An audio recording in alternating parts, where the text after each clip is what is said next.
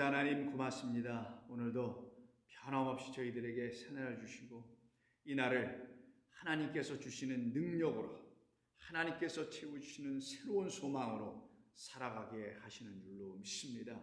소망을 하나님께 두고 능력의 근원을 주님께 두고 있는 모든 백성들 위해 하나님의 자녀들 위해 저희들 모두 위해 약속하신 대로 당신의 영으로 채워 충만케 하여 주시어서 소망이 끊어지지 않게 하시고 능력 없이 사는 자들 되지 말게 하옵시며 오직 승리하며 이 하루가 주께 온전히 드려지는 백성들의 삶이 되게 하여 주옵소서. 성도들의 삶을 복되게 하시고 도우시며 위로하시는 줄로 믿고 오늘도 모두 승리하게 하여 주시옵소서. 예수님의 이름으로 기도드립니다. 아멘. 자, 하나님 말씀 나눕니다. 오늘은 누가복음 20장 27절로 40절까지 보겠습니다. 누가복음 20장 27절로 40절입니다. 함께 읽겠습니다.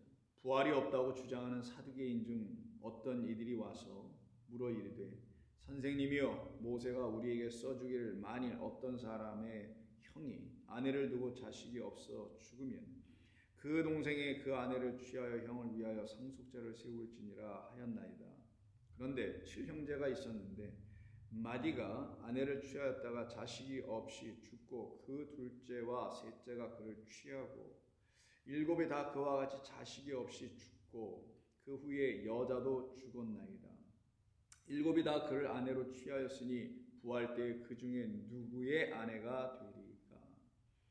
예수께서 이르시되 이 세상의 자녀들은 장가도 가고 시집도 가되 저 세상과 및 죽은 자 가운데서 부활함을 얻기에 합당히 여김을 받은 자들은 장가 가고 시집 가는 일이 없으며 그들은 다시 죽을 수도 없나니 이는 천사와 동등이요 부활의 자녀로서 하나님의 자녀임이라. 죽은 자가 살아난다는 것은 모세도 가시나무 떨기에 관한 글에서 주를 아브라함의 하나님이요 이삭의 하나님이요 야곱의 하나님이라 칭하였나니 하나님은 죽은 자의 하나님이 아니요 살아있는 자의 하나님이시라. 하나님에게는 모든 사람이 살았느니라 하시니 서기관 중 어떤 이들이 말하되 선생님 잘 말씀하셨나이다 하니 그들은 아무것도 감히 더 물을 수 없음이더라. 아멘. 자, 오늘 본문은 마태복음과 마가복음, 누가복음 이 세 복음서가 함께 다 동일하게 전하고 있는 본문의 말씀입니다. 이 본문에 보니 이들도 다 지금 예루살렘 성전에서 예수님이 만나신 사람들이라는 걸 우리가 알 수 있죠. 왜냐하면 이들을 놓고 사두개인들이라고 말하기 때문입니다. 특별히 사두개인들은 제사장 계열의 어떤 사람들이 다수 그 안에 있었기 때문에 그들이 공회원의 많은 부분에 70인 공회원으로 되어 있는 그 사내들인 공회원이 있잖아요. 거기에 정치적으로도 참여하는 그런 사람들이 됐죠. 그래서 종교적으로 정치적으로 굉장히 어떤 권력을 갖고 있었던 사람들입니다. 그들이 정치적이고 또 종교적이라 할지라도 그들에게 큰 문제가 하나 있었는데 그것은 다름 아닌 그들이 생각하는 하나님은 부활을 주시지 않는 하나님이라는 거였던 거예요. 그래서 이들이 27절에서 지금 시작하고 있는 말씀에서도 우리가 봐서 압니다만은 부활이 없다고 주장하다라는 거죠. 그럼 부활이 없다고 하는 사람들은 어떤 사람들일까요? 부활은 있지 않아. 부활은 있을 수 없어. 그건 불가능해. 라고 하는 사람들은 어떤 사람들이 그렇게 말을 할까요? 금방 답 나오죠. 하나님을 인정하지 않는 사람들이 그렇게 하는 것 아닐까요? 하나님이라는 전지전능하신 분, 초월자, 뭐 어떤 놈도 쓰자고요. 전능하신 하나님, 뭐 창조주, 뭐 어떤 이름도 다 좋아요. 인간이 아니죠. 전능하신 분이죠. 우주를 창조하신 분입니다. 그런 하나님이 고작 부활 같은 것을 하시니 못하니 죽은 자를 살려내시니 못하시니 이런 거를 행하실 수 있다 없다라고 말한다는 자체가 너무나 모순적으로 들려지지 않습니까? 우주를 창조하신 분이면은 생명을 있게 하신 분인데 없는 것에서 있는 것으로 있게 하신 분인데 아니 죽은 자 하나를 살리는 게 그게 무슨 큰 대수나 된다고 생명 없는 자에게 생명을 주시는 게 그 뭐가 큰 하나님의 큰 기적이나 된다고. 이걸 놓고 부활이 있느니 없느니를 담론하고 논쟁하고 싸우고 한다는 이 자체는 이들이 단순히 부활이 없다고만 믿은 사람들이 아니라, 그걸 주장한 사람이 아니라, 이들은 하나님이 없다라고 말하고 싶은 사람들일 수밖에 없는 거죠. 물론 그들 사두개인들 종교인들이었고요, 유대교인들이었어요. 그런 그들이 하나님이 안 계시다고 말하진 않았겠죠. 근데 그들은 자기들의 지혜와 자기들의 판단으로 하나님을 판단해 본 거예요. 하나님이 굳이 그렇게까지 하실 이유가 뭐 있어? 이 땅에서 우리를 인간으로 지원해 주시는, 인간으로서 이 땅에서 하나님의 복을 받고 잘 살다가 죽고 끝. 그리고 우리의 영혼이 어떻게 되는지 그건 잘 몰라. 그냥 뭐 어떻게 하시겠지. 뭐 대충 얼버무려요. 부활이 없다고 한다는 것은 하나님이 그들에게 인정되지 않는 거예요. 부활이 없다는 건 생명을 인정하지 않기 때문이에요. 그래서 생명을 인정하지 않는다는 것은 생명의 근원 되신 여호와 하나님을 인정하지 않는 거거든요. 그래서 제가 일찍 말씀드린 거예요. 이들은 하나님을 인정하지 않은 자들이라고요. 부활은 곧 생명에 대한 이야기잖아요. 다시 살아난다. 아나스타시스니까 다시 일어나 버리는 건데, 죽은 자가 뻘떡 일어나는 건데, 이거는 생명 없이는 있을 수 없는 얘기잖아요. 죽어 있다라는 건 생명 없음이에요. 근데 그가 일어나려면 아스타시스 위로 일어나려면은, 누군 자가 일어나려면 누가 일으켜 세워주는 줄 알았는데, 일으켜 세워봤자 뭐예요? 그가 죽은 자면 손 놓으면 다시 뒤로 떨어질 거 아니겠어요? 그런데 살아있는 자면 그는 스스로 일어난다니까요. 뻘떡. 그게 부활이에요. 그러니 부활은 생명 있음을 말하는 거예요. 그 생명은 어디로부터 있게 되냐? 누구로부터 우리가 생명을 갖게 된 것이냐? 하나님 한 분밖에 없어요. 왜? 하나님만이 진짜 생명의 근원이니까요. 하나님만이 진짜 생명이기도 하고 그 생명의 근원이시기도 하단 말이에요. 그래서 생명의 근원 되는 여호와 하나님은 버리고 너희들이 스스로 웅덩이를 파고 있는 자, 그래서 그 웅덩이에 자기들이 결국은 빠져 몰살당하고 있는 자들이 사두개인들인 거예요. 그게 이 세상의 종교 혹은 철학자들 등등의 사람들 아닐까요? 그들은 거짓되게 가르칩니다.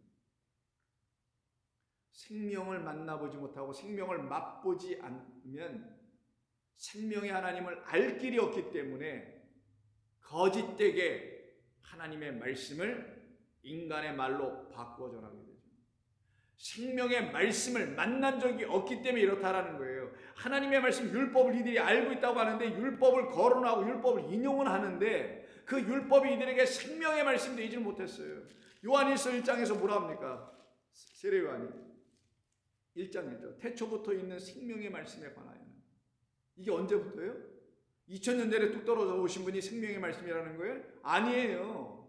생명의 말씀은 태초 이전부터 존재하셨던 거예요. 그 존재했던 생명의 말씀이 우리에게 보여진 생명의 말씀으로 오신 거죠. 왜? 생명이 뭔지도 모르니 그가 우리에게 오신 거예요. 그때 오실 때 뭐로 오시냐? 말씀으로 오셨죠. 근데 그 말씀 안에는 그 생명이 담겨 있단 말이에요. 그래서 하나님의 말씀을 듣고 하나님의 말씀을 공부하고 하나님의 말씀을 깨닫는 모든 자들은 그 하나님의 말씀으로 무슨 지식을 갖는 게 아니라 생명을 얻는 거예요. 그럼 그가 왜 생명을 얻게 될까요? 하나님의 말씀을 읽고 묵상하고 듣고 연구하다가 자기에게 생명 없음을 시인했기 때문에 생명을 얻는 거란 말이에요. 내게 만약에 생명이 있다라면 생명을 하나님의 말씀으로부터 얻을 이유가 없어져요. 하나님으로부터 생명을 가질 필요가 없어요. 하나님의 생명의 근원이 그들에게 되실 필요도 없어요. 내게 이미 있는데 뭐하러 가져요? 근데 내가 갖고 있는 생명이라는 이 육신의 생명이 진짜 생명이 아니라는 걸 하나님의 말씀을 통해서 알게 됐어요. 말씀으로 신 예수를 통해서 그리스도라는 진리의 생명의 말씀이 들려지니 그때 비로소 내가 갖고 있는 생명은 진짜가 아니라는 걸 알게 됐어요. 이것이 육신의 생명이라는 이유 때문만이 아니라, 육신의 생명은 뭐 하찮은가요? 하나님 주신 존귀한 거죠. 근데 이것 때문만이 아니라 내가 갖고 있는 하나님의 말씀이 거짓됐다라는 것 때문에 나는 그 거짓을 가지고서는 내게 생명이 공급되지 않음을 인정하더라는 거예요. 인정하게 되는 자들이 고백하고 시인하는 자들이고요. 이들만이 어떻게 되냐? 그 말씀, 생명을 주는 말씀은, 그 생명의 말씀은 태초서부터 이미 계셨던 거구나. 그럼 태초 이전에 계셨던 분은 누구예요 도대체? 한 분밖에 없어요. 이 우주 만물을 존재케 하시는 분은 단 한 분에게서 나와요. 그분을 하나님이라고 하는 거예요. 그러니 태초부터 있는 생명의 말씀은 하나님을 말하는 거예요. 그 하나님 말씀으로 존재하시고 생명으로 존재하셔서 생명 안에 말씀이 있고 말씀으로 생명이 우리에게 전해지는 그 하나님에 관하여서는 우리가 들은 바요, 눈으로 본 바요, 자세히 보고 우리의 손으로 만진 바라. 이 생명이 나타내신 바 된지라. 이 영원한 생명을 우리가 이제는 보았고 증언하여 너희에게 전하노니 이는 아버지와 함께 계시다가 우리에게 나타나신 바 되신 이 그리스도 예수시라. 이분이 누구시더라? 태초부터 있었던 생명의 말씀이시더라. 여러분들이 성경이 하나님의 진리의 말씀이라는 것을 믿으신다면 이 요한일서 1장 2절을 여러분이 믿게 될 거 아니겠냐고, 알게 될 거 아니겠냐고, 그 뜻이 무엇인지를 들려지게 될 것 아니겠냐고요. 단순히 그 문자를 믿는 게 아니라. 그렇다면 이 사두개인들은 어떤 사람들이에요? 하나님의 말씀을 갖고 있다고 하나 그 말씀이 이들에게 생명이 되지 못하고 있는 자들이죠. 이유는요, 하나님을 자기들의 생각에, 판단에, 지식에 저울대 위에 올려놓고 저울질하고 있었기 때문인 거예요. 이게 인간의 죄입니다. 인간의 악함이에요. 이게 허물이고 죄예요. 그런 사두개인들, 그러니 이들에게는 하나님이 계시지 않으니, 하나님은 생명의 근원이신데 생명의 근원이 그들에게 계시지 않으니 이들이 산 자겠어요? 죽은 자겠어요? 그래서 이들을 죽은 자라고 하는 거예요. 이들에게 하나님은 하나님 될 수가 없어요. 왜냐하면 하나님은 살아계신 하나님이고 당신으로 말미암아 살아난 자들에게만 하나님이시란 말이에요. 그런데 이들은 당신으로 말미암아 살아난 자들이나 당신의 말씀을 오해하고 당신들의 저울대에다 올려놓고 저울질하고 있었기 때문에, 판단했기 때문에 그 하나님은 이들에게서 그들을 살려낸 하나님의 역할이 되지 못하죠. 그래서 이들에게는 죽은 자의 하나님밖에 안 돼요.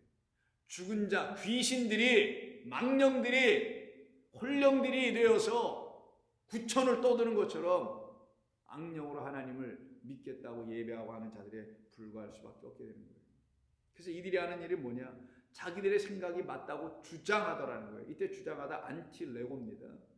벌써 다 아시겠죠? 안티레고, 레고 말하다, 안티 반대로, 다른 것으로. 그럼 다른 게 뭐예요? 하나님과 피조물 사이에서 한번 보자고요. 하나님 외엔 모든 게 피조물이에요. 피조물은 곧 하나님께 대하여 안티예요. 하나님과 다른 존재예요. 그 다름을 인정할 때, 나는 하나님께로부터 지어진 것이 내가 하나님이 아니라는 걸 인정할 때에 이들은 더 이상 자기의 것을 주장하지 않고 나를 존재케 하시고 나를 지으신 그 하나님을 말하게 돼 있어요. 안티레고 하잖아요. 반대로 말하지 않고 반대하지 아니하고 주장하지 않게 돼요. 근데 이들이 그러더라는 거예요. 그런 사두개인들 중 몇몇이 예수님께 찾아와서 묻습니다. 신명기 25장 5절 이하에 이런 말씀이 있는 거예요. 예수님도 아시죠? 그게 뭐예요? 형사 취수제인데, 형이 죽으면 취수, 형수를, 형의 부인을 아우들이 취한다. 이게 형사 취수제의 말이죠. 이건 다른 문화권에도 있어요. 우리 문화권에도 있었었고 옛날에. 자, 이걸 갖고 지금 얘기합니다. 물어 이르되 선생님, 모세가 우리에게 써주기를 만일 어떤 사람이 형이 아내를 두고 자식이 없이 죽으면, 자, 조건은 이거예요. 자식이 있고 죽으면 괜찮아요. 그건 뭐예요? 그 형이 그 부인 아내에게 씨를 주었다라는 성경적인 의미를 모세의 율법 안에 담아서 주신 거란 말이에요. 그러면 그런 조건에서 빠져나오니까, 즉 자식이 없이 죽은 것이 아니라 자식이 있이 죽은 거니까 형사 취수제가 여기 적용되지 않는단 말이에요. 근데 자식이 없어 죽으면 어떻게 돼요? 동생이 와서 줘야 돼요. 그 장자가, 땅의 장자 에서가 그 씨를 못 주니 하늘의 것을 갖고 있는 자가 아니기 때문에 못 주는 거란 말이에요. 하나님께 만들어 놓은 거예요. 너는 하늘에 나로부터 씨를 못 받은 자야, 정해놔 버린 거예요. 그러나 이렇게 정해놓으신 것은 하늘로부터 씨를 받은 자는 나로부터 죽임당하고 자기의 생식기가 끊어져 나가고 내가 주는 씨 그리스도로 물려줘야 될 내 백성들만이 내 백성이야 라는 걸 가르치는 거잖아요. 그냥 하늘의 장자는 안 되고, 그래서 그 둘째가 씨를 다시 줘야 되는 거예요. 그걸 가르치려고 하는 거예요. 그래서 그 씨를 주는 자 야곱을 사랑하는 자가 되는 거고, 그래서 내가 야곱은 사랑한다. 에서는 왜 미워하냐? 그 씨를 주지 못하는 자이기 때문에 미워하는 거예요. 에서 사람이 잘못돼서 미움을 받을 만한 일을 했기 때문이 아니라, 그럼 저와 여러분들은 사랑받는 주의 자녀입니까? 이는 내 사랑하는 아들이다. 예수님 세례받을 때 왜요? 그는 내 생명이라는 씨를 갖고 보냄을 받은 자다. 저와 여러분들은 그리스도 예수는 하나님의 아들로 말미암아 생명의 씨를 안으로 담고 또한 보냄을 받은 자네. 그럼 우리들도 주의 사랑받는 자녀들 맞네요. 그래서 성경에서 우리를 주의 사랑받는 자녀라고 하는 거예요. 아들들이라고 하는 거란 말이에요. 근데 이들이 그런 걸 전혀 몰라요. 이걸 형사 취수제로만 알고 있어요. 그냥 형이 죽으면, 자식 없어 죽으면 그 대를 연이어가기 위해서 장남이라는 걸로 해서 그 집안을 이끌어가야 되니까 둘째가 들어가서 그 형수에게 씨를 주고는, 그 형수가 아들을 딱 낳으면 그 아들은 자기의 소유가 아니라 누구의 소유? 그 형, 자기 외의 형의 소유가 돼서 그 집안의 가문을 그 첫 번째 장자로서 이어나가게 해야 돼. 이쪽에 가부장적인 제도의 어떤 의미로 느껴지게 되죠. 이게 그런 법일까요? 그런 거 하라는 거 하라고 우리 하나님께서 이렇게 모세에게 법을 주신 거예요? 아니잖아요. 하늘의 장자로 오실 그 둘째 아들 그리스도 예수, 첫 번째 남편 죽고 두 번째 남편 율법의 남편 죽고 복음의 남편 생명의 진짜 씨를 갖고 오시는, 생명의 말씀을 갖고 오시는 그가 우리에게 보여서 성령이 되어 들어와서 성령으로 우리를 수택해버리는, 잉택해버리는 또 다른 미리암들 마리아가 되게 하시려고 하시는 거잖아요. 그게 진짜 부활이잖아요. 그게 진짜 생명 얻는 거잖아요. 근데 이들이 이걸 못해. 하나님의 말씀은 그렇게 읽지 않아. 그렇게 읽지 않으니까 이들에게 하나님의 말씀은 헛될 수밖에 없었던 거예요. 공중에 나는 먼지, 저 끝에 사막에서 피어오르는 신기루 같아서 가보니 오아시스인 줄 알았는데 그냥 아지랭이었던 거예요. 무슨 물결 치는 것에서 바다, 그래서 오아시스가 있고 물이 강이 있을 줄 알았는데 그런 게 아니었던 거죠. 그런 것에 불과한 겁니다. 그러니 이들이 이걸 가지고 좀 들어온 거예요. 하나님의 말씀을 이해하지도 못하고 깨닫지도 못하고 그걸 문자로 들고.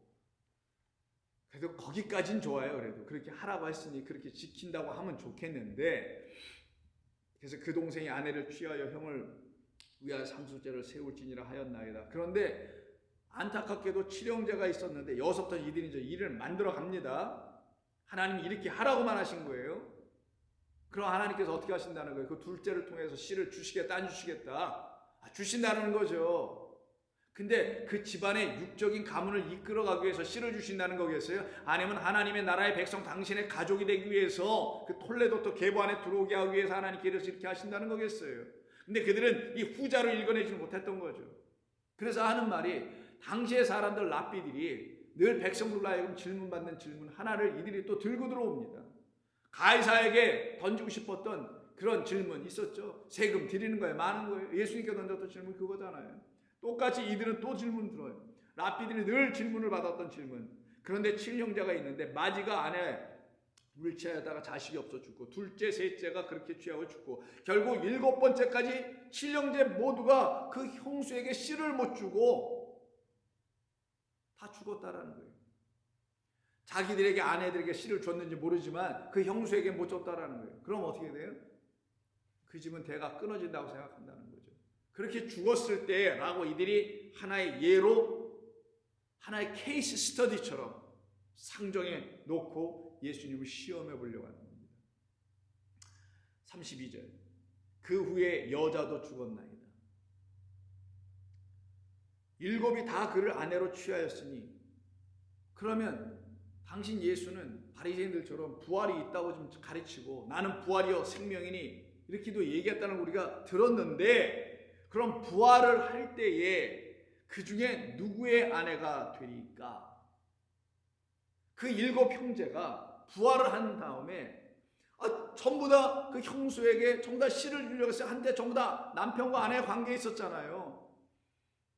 그러면 부활 때에는 그 7명 대 여자 하나, 7 남자 대 여자 하나니까, 그럼 누구에게 이 아내가 자기 신랑을 누구로 삼아야 될지, 이 형제 중에서는 누가 그를 아내로 삼아야 될지, 거기서도 시집장가 가는 줄 알고 있었다라는 거예요. 이게 이들의 질문이었죠. 죽은 이후에 부활한 다음에도 뭐가 또 그런 일이 있는 줄 알았다라는 거죠. 1차적으로 예수님은 그들을 향해서 뭐랍니까? 부활 이후에는, 부활 때에는 그런 거 있지 않아라고 딱 끊어버리죠. 부활에서는 그런 거 있지 않아. 부활했다. 그럼 사람들이 천국에 가서는 시집도 장가도 가지 않아. 뭘 이렇게 생각합니다. 저는 천국에서 시집장가 가는지 안 가는지 그런 거에 관심 없어요. 성경을 문자로 보는 사람들은 그러니까 관심 있고 그걸 풀어보려고 하는지 모르겠지만, 예수님 지금 말씀하시는 것은 그런 게 아니기 때문이에요. 부활 때에는 시집 간다고 생각하거나 장가 간다고 생각하고 거기서 또 누군가 짝을 만나야 될 텐데 이렇게 생각한단 말이에요. 근데 예수님은 그런 거 없어 라고 하시면 3, 4절 하신 거 보세요. 이 세상의 자녀들은 장가도 가고 시집도 가고 가되, 이게 무슨 말이에요? 이 세상에 있을 때야만 시집 장가 가는 거다. 여자가 남자에게, 남자가 여자한테 시집이나 장가 가는 거다. 이거 하나님이 정하신 거죠. 왜요? 씨를 줌이 무엇인지를 가르치려고 하는 거잖아요. 남자가 여자에게 씨를 주어서 생명을 잉태케 하는 그 육적인 삶을 통하여 하나님이라는 영원한 우리의 씨 되신 하나님께서 우리에게 당신이 주시는 씨를 주셔야만이 우리가 그 씨로 우리가 어떻게 돼요? 부활이라는 생명을 갖게 된다는 걸 가르치려고 하는 거잖아요. 근데 그게 언제 일어나야 되는 거예요? 죽고 난 다음에 또 시집장가 가요? 아니죠. 지금 이렇게 살아있을 동안에, 이 땅에서 하나님의 형상과 모양으로 지어져서 살아가고 있는 이 동안에만 하는 거예요. 이렇게 살아있을 때 우리가 뭐 한다고? 시집장가 가는 게 아니라 그건 하나의 예고, 육적인 삶이고, 이렇게 우리가 살아있을 동안에 우리라는 마리아들이 그리스도를 신랑으로 삼아 시집가고 그가 우리를 신부로 취하여 장가 들어오는 일이 이 땅에서 있어야만이, 이 세상에서 그게 있어야만이란 말을, 이 세상에서는 자녀들은 시집도 가고 장가도 가야 되는 것이다. 이걸 영적으로 이해해야 되는 거예요. 여러분, 이 주님이 진리로 가르쳐 주시는 걸 여러분 들을 수 있어야 돼요. 우리는 이 땅에서 살아가는 동안에 참 우리의 신랑과 그 신랑이 찾는 참된 신부, 지혜로운 5 처녀와 같은 우리들을 삼아서 만남의 역사가 일어나야 되는 거예요. 그건 이 세상에 있을 때 일어나는 거라는 거예요. 그래서 이 세상에서는 그거 해야 돼. 우리가 이 땅에 사는 동안에는 반드시 그게 있어야 되는 거예요. 그게 바로 하나님의 거룩한 부활의 첫 열매가 되는 시작이기 때문입니다. 그런데 35절, 저 세상과 죽은 자 가운데서 부활함을 얻기에 합당히 여김을 받은 자들은 장가하고 시집가는 일이 없다. 이미 이 땅에서 그것이 다 이루어진 자들은 부활한 이후에 그런 일을 더 해야 할 일이 없지. 부활, 이미 이 땅에서 신랑 그리스도 예수로 생명 부활을 받아서 죽은 자 가운데서 일어난 그가 어찌 다시 그런 일을 반복해야 할 이유가 어디 있느냐. 한번 그가 그리스도 예수를 만나 생명을 얻은 자라면, 그래서 부활하는 게 그에게 안에 있다면, 부활 생명이 있다면 왜 무슨 또 시집을 가고 또 장가를 가? 갈 필요가 없지. 육적으로 가지 말라는 게 아니라, 이 땅에서는 재혼도 할 수 있고 뭐 등등도 할 수 있겠지만 이 땅의 문제가 아니라 하나님의 나라의 거룩한 신랑으로 오신 그리스도 예수를 한번 만나서 생명을 얻은, 씨를 받은, 말씀을 받은, 그래서 생명의 말씀에 관하여 우리가 본바요 들은 바요 만진 바가 딱 된 사람들은 그 말씀으로 하나님의 사랑을 배우고 말씀을 그래서 사랑한, 말씀이란 그리스도를 사랑하여 자기의 신랑으로 여긴 사람들은 더 이상 다른 것을 신랑으로 삼을 필요가 없지. 더 이상 시집장가갈 이유가 없지. 그들에겐 영원한 신랑과 우리가 또한 영원한 신부가 되어 있는데 뭘 또 더해? 할 게 없지. 우리 주님 이걸 지금 그들에게 가르쳐 주고 계신 것입니다. 나름대로 잔머리 굴리고 나름대로 사람들이 생각하는 문제를 풀지 못하여 예수님께 들고 나와서 예수님 한번 풀어보시오. 우리도 지금 못 풀고 있는데 이러고 있는 그들에게 예수님은 그들의 생각과 육적인 생각으로 풀어주신 게 아니에요. 랍비들은 전부 다 육적으로 풀어보려고나 했겠죠. 그래 어떻게 하면 좋을까? 그럼 이렇게 해서 정합시다. 근데 안 풀려지니까 그들이 내놓은 게 뭐예요? 그러면 부활이 없다고 합시다. 그래야 이게 풀려지거든.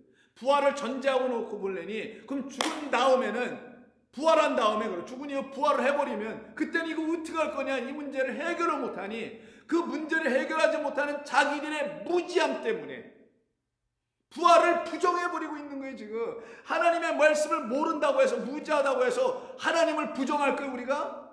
우리가 모르면 모르는 거지. 인간들이 타종교든 기독교든 모르면 모르는 거지. 모른다고 해서 하나님이 부정당할 겁니까? 부인당할 거예요. 하나님의 존재가 무시당할 겁니까? 안 되죠. 근데 이 사두개인들이 그러더라는 거예요.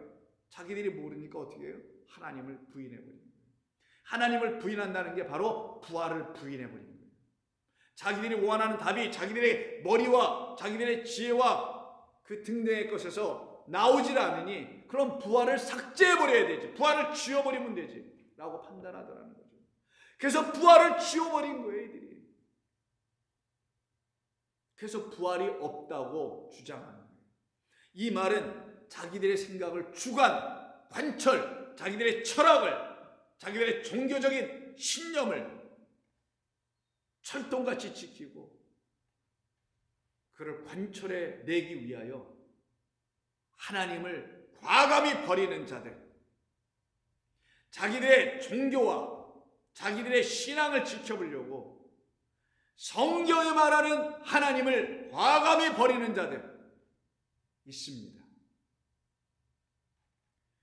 자기들이 생각하는 교회를 만들어 보려고 하나님께서 말씀하시는 내가 내 교회를 내 위에 세우리라는 그 마이 처치는 버리는 자들 있습니다. 여러분은 어떤 분들입니까? 여러분들도 여러분의 삶에서 그렇게 혹시 타협하여 하나님을 버리려고 했던 유혹과 미혹을 받은 적은 없습니까? 하나님 이렇게 해주셔야 되는데 난 이런 하나님 원하는데 하면서 근데 그런 하나님이 아닌 하나님으로 자꾸만 하나님에게 다가올 때 그러면 내게 있는 이런 문제 안 풀어주신다는 거예요? 해결 안 된다는 거예요? 라고 하여 그 하나님을 버리고 이들 사두개인들처럼 부활을 인정하지 않게 된 건 하나의 결과인 거고 뭐에 대한 결과? 하나님을 버린 것에 대한 결과 하나님을 인정하지 않은 것에 대한 결과 성경이 말한 하나님이 누군지를 몰라 무지하고 맹인되고 귀머거리 상태이고 절름발이고 등등의 질병 가운데서 죽어가고 있는 자들이었기 때문에 이들은 그 결과로 부활을 부정하게 되고 시인하고 인정하지 않게 된 것뿐입니다. 그런 그들을 우리 주님께서 어떻게 하시겠어요? 다시 살려내셔야 되겠죠. 그들을 다시 가르쳐서 부활은 그런 게 아니야. 부활은 그렇게 받아들여서도 안 돼.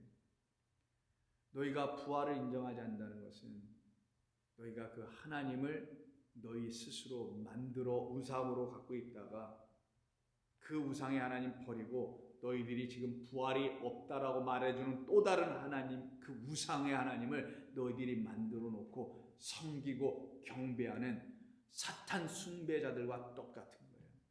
그러면 이 시대의 기독교는 어떨까요? 정작 그 부활이 있나요? 그 부활의 하나님은 계신가요?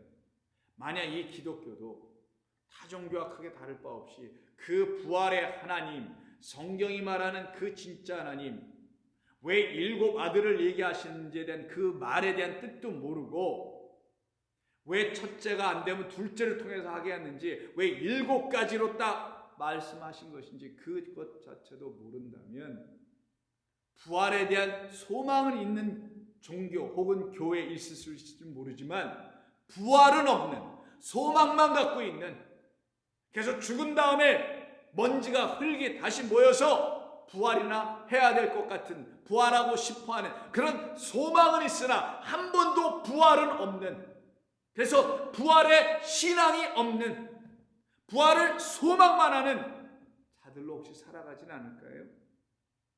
그렇다면 그들과 이 본문에 있는 자들은 무엇이 다를까요? 마태복음의 예를 들어보면 마태복음 22장에서 이 본문과 똑같은 내용을 우리 주님께서 말씀을 하시는데요. 거기에서는 우리 주님이 이들을 따끔하게 혼을 내주십니다. 마태복음 22장 29절에 보시면 예수께서 대답하여 이르시는 너희가 그렇게 말할 수밖에 없게 되는 것, 그런 것은 곧 하나님을 인정하지 않고 그래서 부활과 신앙과 아무것도 없는 너희들은 왜 이렇게 된지 아니? 너희가 성경도 그리고 하나님의 능력도 알지 못하였기 때문에 이런 일이 벌어진 거예요. 성경도 하나님의 능력도 알지 못하게 되면 너희는 하나님의 말씀을 오해하게 돼. 이때 오해하다가 플라나온데 이게 길을 잃어버리다의 뜻이에요. 아폴루미는 길을 잃는 게 아니라 멸망을 당하다라는 뜻인데 그것도 길을 잃은 양으로 사용하죠. 근데 진짜 잃어버리는 건 이 플라나오예요. 너희가 그래서 지금 하나님의 길, 하나님의 도, 하나님의 진리에서 길을 잃어버려 거기서 벗어난 자들이야 라고 그들을 따끔하게 혼을 내주십니다. 너희가 성경도 모르고 하나님의 능력도 알지 못하여 너희가 지금 죽은 자들이 되어버렸네. 아직도 살아나지 못했네. 아직도 살아나지 못했다면 너희들을 살려내시는 하나님이 너희들에게 없어서 그런 거잖아. 너희들이 그런 하나님을 성경에서 만나야 될 그 하나님으로 아직 만나지 못한 거고 이 성경을 주신 하나님이 너희들을 살려내신 하나님이라는 걸 너희들이 아직 모르는 거잖아. 그래서 너희들 살아난 자가 아니고 여전히 죽어있는 자잖아. 그럼 너희들의 하나님은 죽은 자의 하나님이겠네. 죽은 자들이 모시고 죽은 자들이 예배하는 사망의 하나님이겠네. 이걸 말씀하신 거예요. 그런 이 땅에 우리 주님이 오셔서 그 사망으로 하나님을 바라보고 있는 생명 없는 자로 하나님을 바라보고 예배하고 있다는 이 거짓된 예배와 종교에 빠져있는 이들을 구원하시려고 우리 주님은 이 사두개인들이 들고 나온 이 질문을 가지고 그들을 다시 구원해내시는 말씀을 주십니다. 그 말씀이 바로 모세의 가시떨기 나무 등등으로 설명하는 거죠. 내일 함께 말씀 나눕니다. 하나님 고맙습니다. 혹여 저희들도 이 사두개인들처럼 하나님의 말씀에 대해서 하나님의 능력에 대해서도 아무것도 모르고 무지하여 그로 인하여 혹시 하나님의 진리에서 벗어나서 생명 없이 죽어있는 뼈다귀가 되어 부활함이 무엇인지 부활이 내게 전혀 일어나지 않은 상태로 믿음 생활하고 있지는 않습니까? 저희들의 영혼을 주께서 살펴주시고 우리가 산자들이 되어 있는지 보게 하여 주셔서 우리 모두를 살려내어 주시옵소서. 예수님의 이름으로 기도드립니다. 아멘.